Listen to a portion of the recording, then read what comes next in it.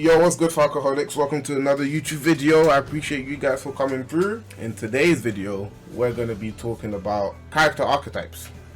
What is a character archetype? Why are certain other characters different archetypes? Why is that even a thing? Why aren't all characters just the same? Why can't I just play? If you're one of the people who still to this day have not gotten to a conclusion on these questions, then this video is for you. If you're confused about all of this and you want to learn about character archetypes and it's been on your mind, this video is for you. Alright, so in this video we're going to be covering about 4 different character archetypes, and I'm just going to briefly explain what those are and how they play so that it makes sense to you. Alright, so we're going to start off with a Shoto. So Shotos, you probably hear this a lot. They have a traditional fireball, first of all. Characters with traditional fireball. DPs also referred to as Dragon Punch, uppercuts, Shoryukens, and characters with a traditional Tatsu, which is also known as a Hurricane Kick, Tatsumaki Kick. Those 3 things is pretty much what defines a Shoto character. The best example for this is Ryu. Ryu is a perfect example of a traditional style Shoto character in Street Fighter V. Now, Shoto characters are usually pretty flexible. They're not very one-dimensional and they can do a little bit of everything, whether it's playing from further away, whether it's playing up close, or whether it's playing the mid-range. Usually they can do a little bit of everything, but they don't necessarily always excel in a specific area. They're pretty well rounded as a whole. So the next character archetype we have is Grapplers. Now, Grappler characters are characters who their main game plan revolves around their command grab. So the perfect example for this in Street Fighter V would be Armika. Armika is a character whose main game plan overall revolves around her ability to use a command grab. Her offense is mainly ran by whether she's gonna hit you with a button or whether she's gonna hit you with grab you with a command grab. So that causes a guessing situation on offense, and that is how she is played. That's how people maneuver with her as a character in general. And also, without a command grab, the character would feel very much incomplete. The command grab completes the character. It makes the character have a full package. Alright, next on the list we have zoners.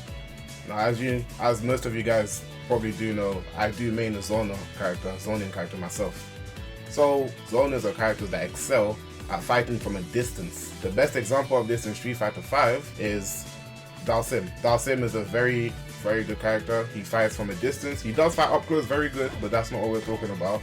Fighting from a distance, he has very long limbs, long range. He can hit you from very far away, and it makes it very hard for characters to get in close. And that's the distance, that's the range that he prefers to play at. So that is what defines a zoning character. They're very good at fighting from a longer distance in comparison to the other cast members in the game. Alright, next on the list we have Rushdown characters. So Rushdown characters, these are characters that excel at close quarter combat and sticking to the opponent during battle. So for example, Cammy. In Street Fighter V, Cammy is the perfect example of a Rushdown character. These type of characters like sticking close to you. They don't like hanging back like zoners do, or they just have tools that help them get in and stay close to the opponent. For example, her dive kick. Her dive kick is a tool that she has that allows her to get really close to the opponent very quickly and stick to them like glue.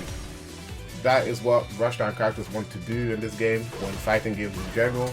They stay close to you, they have special moves and other traits that just allow them to stay at a very close range in comparison to the rest of the characters in the game who may not have those type of tools in order to come that close that quickly. Another trait that Rushdown characters usually do have is they have fast walk speed. So their walk speed is quicker than other characters' walk speed, normally by quite a large margin. So they can close the gap in between themselves and the opponent very quickly because their walk speed is that much quicker than the other opponent. Also, having a fast dash also definitely helps. You can dash in on your opponent, they might not be able to react because it was too quick or maybe their reaction wasn't quick enough, so you got the dash in. Whatever it might be, whatever the case is, having a fast dash just gives you that much more of an advantage to just get in that range that you want to be as a Rushdown character. One more thing I want to talk about is the fact that you can have a mix of 2 archetypes. You can definitely have a mix of 2 archetypes in Street Fighter 5. The perfect example of that would be Ken. Ken is a traditional Shoto. He has a Fireball, he has a DP, he has a Tatsu. He can play at multiple ranges in this game, but he can also be considered a Rushdown character. So you could put him in a category of a Rushdown Shoto. He's a Shoto, but has Rushdown character traits. For example, he has a very fast dash, and he has very good corner carry in the game, and he also has good walk speed. Those are Rushdown character traits that Ken has as a Shoto. I hope that makes sense for you guys. He would be labeled as a Rushdown Shoto, but he is still in the Shoto category. He would not be taken out of that category and put down to Rushdown. He would still be a Shoto. So hopefully that does help you guys out on how characters are categorized in terms of what they are named in their archetypes. Hopefully that does make sense to you guys and it helps you guys. You know, some people are intimidated to start getting into fighting games because they don't know certain terms, or they're not familiar with what people are saying, people they watch, they don't know the type of language they're using when they're playing fighting games. So hopefully this helps some people out there who were a little bit confused on what character archetypes really were and if it was important, if it's not important. Hopefully you took something away from this. So yeah, I'll catch you guys in the next video. Have a nice day.